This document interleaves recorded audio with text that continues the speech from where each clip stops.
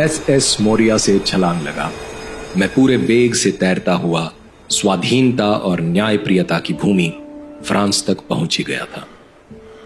10 वर्ष से मैं डिटेक्टिव्स को गच्चा दे रहा था, लेकिन नियति की योजनाएं अलग थी। मैं विनायक दामोदर सावरकर, इतिहासकारों ने मुझ पर हिंदुत्व की समराग्नि प्रसारित करने के अलावा कायर होने के आरोप लगाए हैं। विविध क्रांतिकारी गतिविधियों में लिप्त होने के दोष में 25 वर्ष का एक, ठीक उसके बाद 25 वर्ष का दूसरा, कुल जमा 50 वर्ष कारावास मुझे काले पानी में दिया गया। कदाचित अंग्रेज भी पुनर्जन्म में विश्वास करने लगे थे। अंडमान ले जाने से पूर्व मुझे ठाणे जेल में रखा गया। उसी जेल में लॉर्ड मिंटो के काफिले पर बम कांड के संबंध में मेरा 17 वर्षीय अनुज नारायण राव भी कैद था।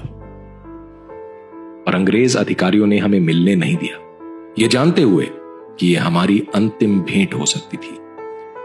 शायद अंडमान में आजीवन कारावास झेल रहे मेरे क्रांतिकारी अग्रज बाबा राव से मैं मिल पाऊं। काले पानी से 1000 में 10 कैदी भी वापस जीवित नहीं लौटते। हमें अपनी अंतिम यात्रा पर जाते हुए बहुत लोग देख रहे थे। मेरी शव यात्रा सफल हो जाती यदि उनमें से एक भी कह देता कि जाओ भ्राता जाओ, तुम्हारी प्रतिज्ञा मैं पूरी करूंगा।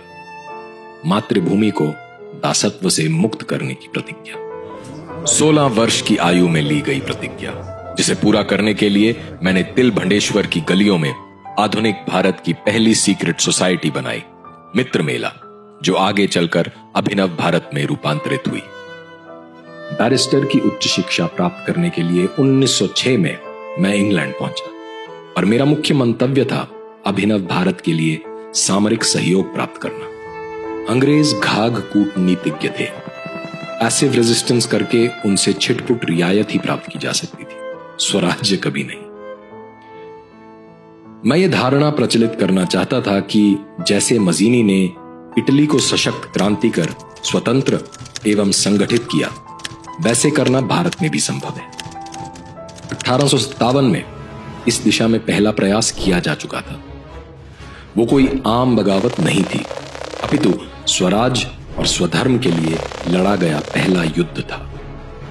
सार्वजनिक स्मृति में 1857 की क्रांति को अपने वास्तविक रूप में स्थापित करने के लिए मैंने the Indian war of independence of 1857 पुस्तक लिखी। राजद्रोह के भय से कोई भारतीय प्रकाशक छापने को तैयार न था, पर हमने जर्मनी में प्रकाशक खोज निकाले। हमारे संगठन के नेटवर्क की प्रभावकारिता बढ़ रही थी। हमने तुर्की के क्रांतिकारी मुस्तफा कमाल अतातुर्क से साक्षात्कार किया। वास्तविक युद्ध अनुभव प्राप्त करने के लिए हमारे संगठन के लोग मोरक्को में स्पेनिश उपनिवेश के विरुद्ध रिफ जनजाति के सशक्त विद्रोह में शामिल हुए। इंडिया हाउस में मेरी मुलाकात व्लादिमीर लेनिन से हुई और रूसियों से हमें बॉम्ब मैनुअल प्राप्त हुए, जिसकी प्रतियां हमने खोखले तले में भारत स्मगल कराई। इन्हीं मैनुअलों की मदद से औरबिंदो घोष ने बंगाल में बॉम्ब बनाने का कुटीर उद्योग सा शुरू कर दिया था, जिसकी गूंज मानिक टोला कॉन्स्पिरेसी के रूप में सुनाई दे रही थी। फरवरी 1909 नासिक में बाबा राव गिरफ्तार कर दिए गए। उनके पास से बम मैनुअल और अवयव बरामद हुए। राजद्रोह में उन्हें काला पानी में आजीवन कारावास की सजा हुई। उदाहरण बनाने के लिए अंग्रेजों ने उनका सार्वजनिक अपमान किया। पहले अपने शिशु पुत्रों को, अब पति को खो देने वाली मेरी येसु भाभी ने जैसे उस राजपूत कन्या सा अग्निव्रत धारण कर लिया था। मैं सांत्वना के अलावा उन्हें और क्या ही दे सकता था। यहां लंदन में सरकार की आंख और कान कहे जाने वाले विशेष अधिकारी विलियम कर्जन विली ने मुझे लॉ प्रैक्टिस करने से प्रतिबंधित कर दिया। खुफिया विभाग हम पर महीन दृष्टि जमाए हुए था, पर झटका देने की बारी अब हमारी थी।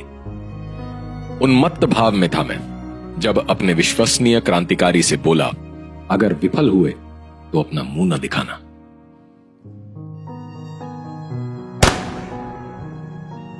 30 जून 1909 रात 8 बजे, जहांगीर हॉल। कर्जन विली को गोली मार दी गई, पॉइंट ब्लैंक। वो विश्वसनीय क्रांतिकारी कोई और नहीं, मदन लाल ढींगरा था। अब कहने वाले ये कहते हैं कि मैंने ढींगरा को अपनी अंधी निष्ठा में सम्मोहित कर लिया। मातृभूमि की दरिद्र दास्ता हरने के लिए तो मैं 500 ढींगरा को सम्मोहित कर लेना चाहता था। पुलिस की लगातार बढ़ती दबिश से बचते हुए मैं पेरिस चला गया और वहां सारे काम ठप पड़ गए थे। लंदन में रहता तो कम से कम आगे की रणनीति तय कर सकता था। यह सोचकर मैंने लंदन स्टेशन पर पांव रखे ही थे कि सादी वर्दी में पुलिस ने मुझे गिरफ्तार कर लिया। मुकदमा चलाने के लिए मुझे लंदन से भारत प्रत्यर्पित कर दिया गया। मार्सियल फ्रांस में मैंने स्वच्छंद होने का प्रयास किया, जो वहां राष्ट्रीय संप्रभुता के हनन का मामला बन गया कि किस अधिकार से फ्रांसीसी धरती पर अंग्रेज अधिकारियों ने मेरी गिरफ्तारी की। पूरा विवाद permanent court of international arbitration तक जा पहुंचा। फ्रांस तो राजनैतिक शरण देना चाहता था, पर अंग्रेज मुझे किसी कीमत पर नहीं छोड़ने वाले थे। आधिकारिक भाषा में कहें तो I was the most dangerous man India had produced. 27 जून 1911 सेल्यूलर जेल में मुझे अंतिम 7वें तले पर एकांत में रखा गया, सॉलिटरी कन्फाइनमेंट। सेल में घुसते ही हिंदू कैदियों के जनेऊ तोड़ दिए जाते थे, वहीं मुसलमान और सिख कैदियों को दाढ़ी और केश रखने की पूरी छूट थी।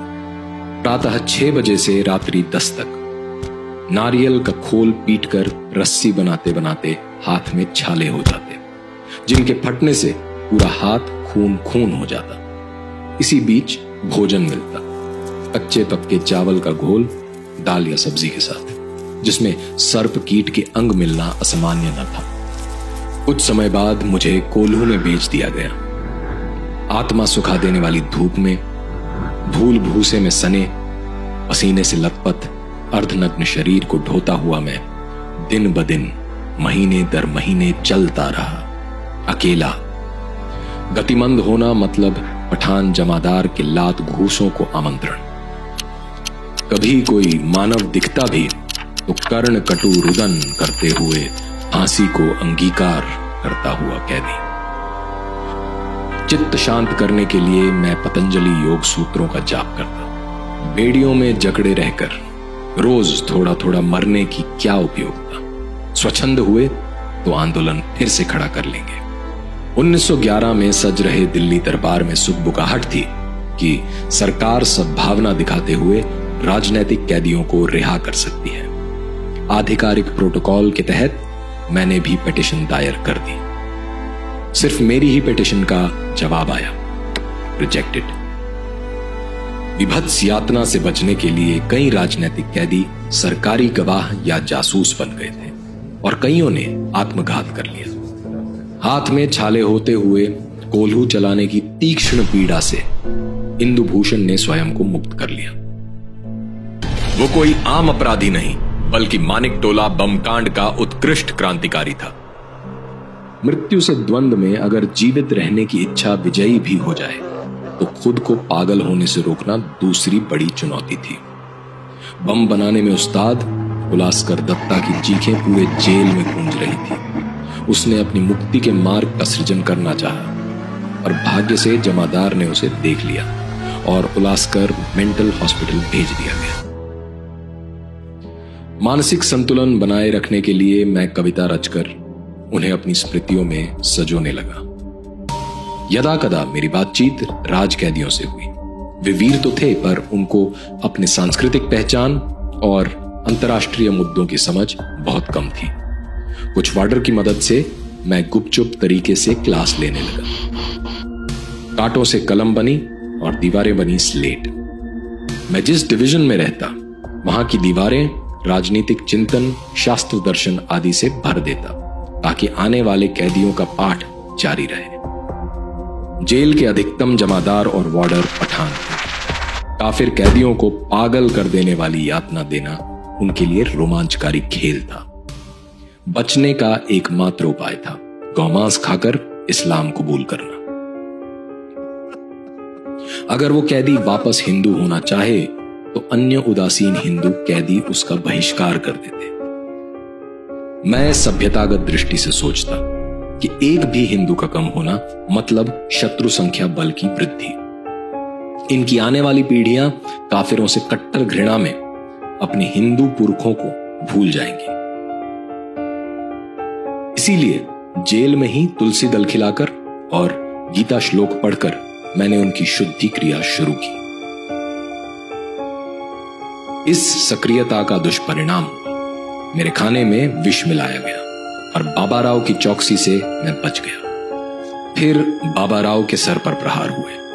उन्होंने भारी रक्तपात झेला। जेल में हमने कई हड़तालें की और दंड झेले, और मैं सैद्धांतिक रूप से आमरण अनशन के विरुद्ध था। इस प्रकार से निर्बल, असहाय, पराजित होकर मरने से बेहतर है शत्रु को मारकर मरना। लगभग 1914 से बदलाव की हवा चली। हमें अति श्रम साध्य कार्य जैसे कोल्हू से मुक्त कर दिया गया और मुझे यानी father of unrest in Andaman solitary cell में ही रखा गया। जर्मनी और ब्रिटेन के मध्य विश्व व्यवस्था पलट देने वाले युद्ध में अब भारत भी खींचा जा चुका था। जर्मनी की तरफ से अब ओटोमान शासित तुर्की भी महायुद्ध में कूद गया। क्या महाशक्तियों की भिड़ंत से उत्पन्न हुए राजनैतिक उहापोह मुसलमानों को पैशाचिक अवसर प्रदान नहीं करता कि वो अफगानिस्तान और मध्य पूर्व से जत्थों को बुलाकर भारत में इस्लामिक राज्य बनाने की कवायद करें? उनकी वफादारी खलीफा के लिए थी ही। दूरस्थ परिणामों से व्यग्र मैंने राजनैतिक कैदियों की रिहाई के लिए पिटीशन लिखी। खबर थी कि जर्मन मदद से मेरे पुराने क्रांतिकारी साथी अंडमान पर बमबारी कर मुझे छुड़ाना चाहते थे। सेलुलर जेल की किलेबंदी कर मुझे कड़ी निगरानी में रखा जाने लगा। मेरे अग्रज बाबा राव बेड़ियों का भार ढोते हुए कठिन श्रम करते करते बस 44 किलो के रह गए थे। उन्हें टीबी भी हो गया था। डायरिया भी अनवरत चल रहा था। मुझे कुछ पचता ही नहीं था, तो मैं बस पानी के साथ चावल खाता। विष्ठा में रक्त आने लगा था। वजन बस 48 किलो का रह गया था। एक के बाद एक व्याधि मुझ पर आक्रमण कर रही थी। मलेरिया होने से नस नस शिथिल हो गई थी। लगा जैसे कि मृत्यु निकल चुकी है मेरे देह का नैवेद्य लेने के लिए। मैं एक प्रशिक्षित बैरिस्टर था। पिटीशन लिखना मेरे लिए स्वाभाविक था। बरिन घोष, हेमचंद्र दास, सचिंद्रनाथ सान्याल जैसे क्रांतिकारियों की पिटीशन स्वीकार कर उन्हें मुक्त तो किया ही गया था। 1921 बाबा राव और मुझे भारत की जेलों में स्थानांतरित करने का निर्णय लिया गया, केवल इसलिए कि सेलुलर जेल को बंद करने का प्रस्ताव अंग्रेजी सरकार के विचाराधीन था। 10 साल पहले कालापानी में कैदियों को शिक्षित करने का छोटा सा प्रयास नालंदा बिहार का रूप ले चुका था। जेल में साक्षरता 80% हो गई थी। वहां व्यापारियों ने मेरे कहने पर बालिका विद्यालय खोला, जहां हिंदी और शास्त्रों की शिक्षा अनिवार्य रखी गई। विदा लेते हुए मैंने उन्हें अंडमान में परिवार स्थिर करके हिंदू धर्म का प्रसार करने के लिए उत्प्रेरित किया। तत्पश्चात हमें भारतीय जेल में रवाना कर दिया गया। यरवदा जेल में गांधीवादी मिले, जो हिंदू मुस्लिम एकता को बनाए रखने के लिए किसी सुदूर खलीफा की पैरवी कर रहे थे। असहयोग खिलाफत आंदोलन ने राष्ट्र को शक्तिहीन बना दिया, जिसका मूल्य मोपला के हिंदुओं को अपनी अस्मिता देकर चुकाना पड़ा। इतिहास साक्षी है कि मां के पहले दूध से ही मुसलमानों की निष्ठा उम्मा के प्रति होती है। रत्नागिरी जेल भी अपवाद न था। वहां भी मुसलमान वार्डन यातना देकर धर्मांतरण कर रहे थे और मैंने पुनः शुद्धि क्रिया शुरू की। खीजे मुसलमानों ने हिंदुओं पर आकस्मिक हमला कर जेल में दंगे करने का प्रयास किया। बदले में संगठित हिंदुओं ने उन्हें विधिवत चोटें दी। संगठित हिंदू, ये शब्द सुनकर ही गांधीवादियों की भ्रिकुटी तन जाती थी। चर्चा के दौरान मैंने सामाजिक ऐतिहासिक तथ्य और तर्क देकर कई गांधीवादियों को दिवा स्वप्न से जगा दिया कि संगठित हिंदू समाज ही अपनी पुण्य भू, पितृभू, मातृभू की रक्षा कर सकते हैं। साबरमती जेल में बंद बाबा राव का अंत समय निकट जान पड़ता था। सरकार उन्हें कैद में नहीं मरने देना चाहती थी। सितंबर 1922 को उन्हें रिहा कर दिया गया। 13 वर्ष के बाद। रत्नागिरी की काल कोठरी में बंद मैं सप्त सिंधु और सिंधु सागर मध्य स्थित भूमि के वैदिक, आर्य समाजी, खालसा, लिंगायत आदि मत पंथ की एकल सभ्यतागत पहचान पर चिंतन लिपिबद्ध करने लगा। भारत के सहस्त्र वर्षों के समाज इतिहास का सार संग्रह, हिंदुत्व